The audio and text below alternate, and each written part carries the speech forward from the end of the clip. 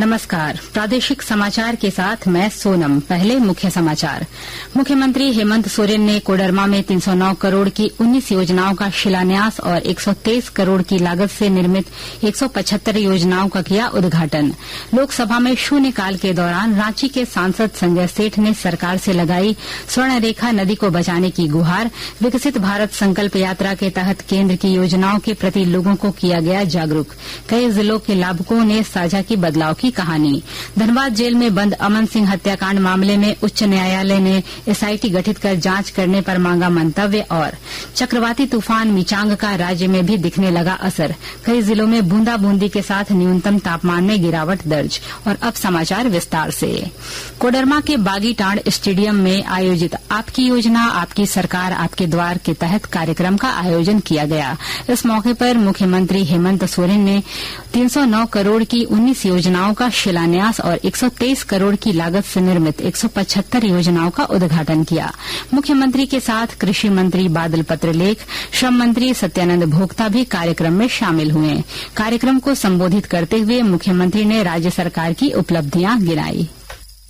हम तो यहाँ की गरीबी के आलम देखते हुए हमने भी ये निर्णय लिया कि झारखंड किसी से कम नहीं, और अब हम अपनी योजना चलाएंगे और अबुआ आवास योजना चला करके भारत सरकार से भी बड़ी आवाज बना करके आपको। इस मौके पर कृषि मंत्री ने किसानों से कहा कि जल्द ही सरकार उनके हित में फैसला लेगी। इधर साहिबगंज और लोहरदगा में भी कार्यक्रम का आयोजन किया गया और लाभुकों की समस्याओं का समाधान किया गया। रांची के सांसद संजय सेठ ने स्वर्णरेखा नदी के प्रदूषण पर संसद में चिंता जताई है। स्वर्णरेखा नदी के प्रदूषित होने और उसे स्वच्छ करने के मामले को सांसद ने आज शून्यकाल के दौरान लोकसभा में उठाया। सदन में उन्होंने स्वर्णरेखा नदी की प्राचीन संस्कृति और धार्मिक महत्व का जिक्र करते हुए सरकार से इसे बचाने की गुहार लगाई। रांची में चुटिया नामक स्थान में स्वर्णरेखा नदी एक सहायक नदी हरमूस में आकर मिलती है। दीर्घकालीन योजना बनाकर इस स्वर्णरेखा नदी जो पवित्र नदी उसको बचाया जाए। यह नदी सांस्कृतिक धरोहर है, उसको कैसे हम सब बचाएं, इस पर आपका ध्यान, आपके माध्यम से सरकार का ध्यान हम आकृष्ट करना चाहते हैं। जामताड़ा जिले में मैट्रिक और इंटरमीडिएट परीक्षा को लेकर जिला प्रशासन के द्वारा आवश्यक तैयारी की जा रही है। और जानकारी के साथ हमारे संवाददाता। जामताड़ा जिले में मैट्रिक एवं इंटरमीडिएट परीक्षा के कदाचार मुक्त संचालन को लेकर जिला प्रशासन के द्वारा आवश्यक तैयारियां की जा रही है। उपायुक्त शशिभूषण मेहरा ने शनिवार को विभागीय एवं प्रशासनिक अधिकारियों के साथ बैठक कर इस संबंध में आवश्यक दिशा निर्देश दिया। उपायुक्त ने बताया कि जामताड़ा जिले में मैट्रिक की परीक्षा के लिए 28 जबकि इंटरमीडिएट की परीक्षा के लिए 14 परीक्षा केंद्र बनाए जाएंगे। उन्होंने कहा कि आगामी फरवरी माह में परीक्षा की संभावना को देखते हुए परीक्षा केंद्रों पर सुरक्षा एवं मूलभूत सुविधाएं बहाल करने का निर्देश संबंधित अधिकारियों को दिया गया है। सुभाष प्रसाद सिंह, आकाशवाणी समाचार, जामताड़ा।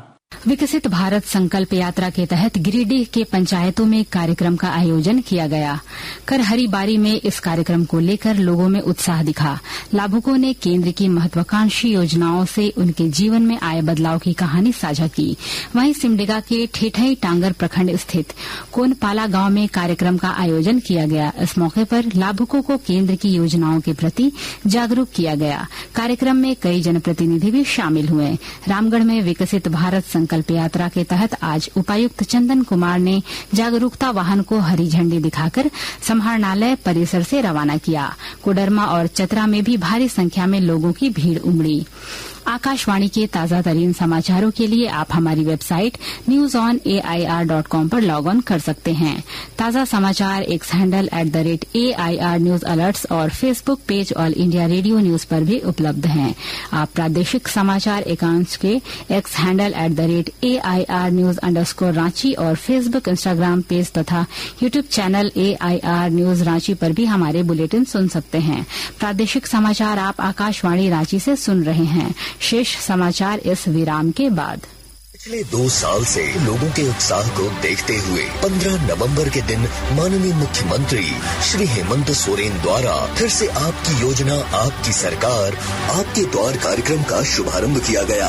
हम लोगों ने ये प्रयास किया है, सरकार आपके द्वार के माध्यम से सरकार की आंखें, सरकार की आवाज राज्य के अंतिम व्यक्ति तक पहुंचे और हर एक व्यक्ति को विकास के कड़ियों से हम जोड़े। इस अभियान के अंतर्गत अबुआ आवास योजना, गुरुजी स्टूडेंट क्रेडिट कार्ड जैसी योजनाओं को लेकर आवेदन लिया जाएगा।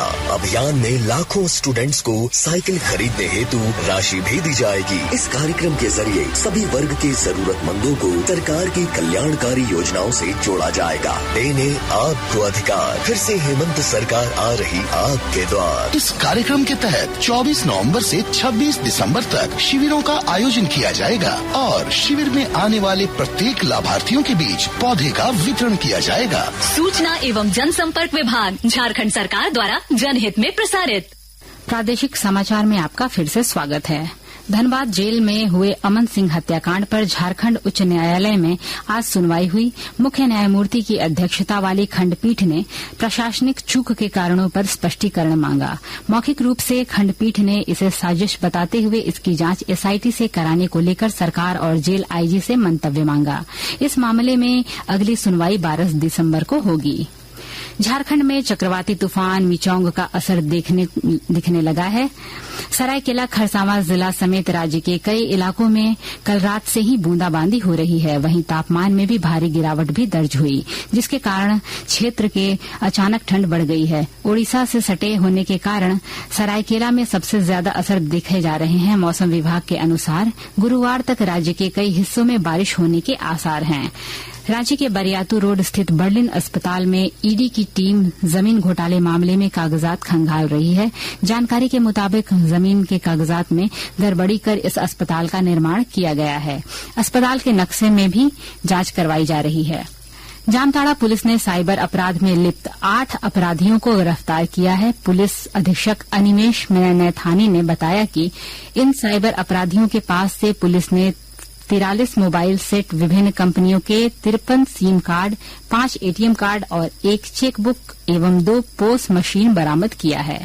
केंद्र सरकार एवं चुनाव आयोग की पहल पर जामताड़ा जिले के सभी महाविद्यालय एवं +2 विद्यालयों में शिविर का आयोजन कर योग्य छात्राओं का नाम मतदाता सूची में दर्ज किया जा रहा है। जामताड़ा जिले के इंटर महाविद्यालय एवं +2 विद्यालयों में 2 दिवसीय संक्षिप्त मतदाता सूची विशेष पुनरीक्षण अभियान के दौरान नाम दर्ज करने को लेकर योग्य छात्राओं के बीच उत्साह देखा गया। और अब कुछ संक्षिप्त खबरें। झारखंड विधानसभा अनागत समिति के 2 दिवसीय स्थल अध्ययन के क्रम में आज समिति के सदस्य राजमहल विधायक अनंत ओझा ने साहेबगंज परिसदन में प्रशासन के वरीय पदाधिकारियों के साथ साहेबगंज जिले में चल रहे विकास कार्यों की समीक्षा की। पूर्वी सिंहभूम जिले के वरीय आरक्षी अधीक्षक किशोर कौशल और सिटी एसपी मुकेश कुमार के नेतृत्व में विधि व्यवस्था को दुरुस्त करने को लेकर आज मानगो में पैदल मार्च किया गया। बुंडू अनुमंडल के दशम फॉल थाना क्षेत्र के पांचा गांव के पास एक ट्रैक्टर दुर्घटनाग्रस्त हो गई। हादसे में एक व्यक्ति की मौत हो गई और 6 लोग घायल हो गए। सभी घायलों को बेहतर इलाज के लिए अस्पताल भेजा गया। अंत में मुख्य समाचार एक बार फिर। मुख्यमंत्री हेमंत सोरेन ने कोडरमा में 309 करोड़ की 19 योजनाओं का शिलान्यास और 123 करोड़ की लागत से निर्मित 175 योजनाओं का किया उद्घाटन। लोकसभा में शून्यकाल के दौरान रांची के सांसद संजय सेठ ने सरकार से लगाई स्वर्ण रेखा नदी को बचाने की गुहार। विकसित भारत संकल्प यात्रा के तहत केंद्र की योजनाओं के प्रति लोगों को किया गया जागरूक। कई जिलों के लाभुकों ने साझा की बदलाव की कहानी। धनबाद जेल में बंद अमन सिंह हत्याकांड मामले में उच्च न्यायालय ने एसआईटी गठित कर जांच करने पर मांगा मंतव्य। और चक्रवाती तूफान मिचांग का राज्य में भी दिखने लगा असर। कई जिलों में बूंदाबांदी के साथ न्यूनतम तापमान में गिरावट दर्ज। इसके साथ ही आकाशवाणी रांची से प्रादेशिक समाचार का ये बुलेटिन समाप्त हुआ। नमस्कार।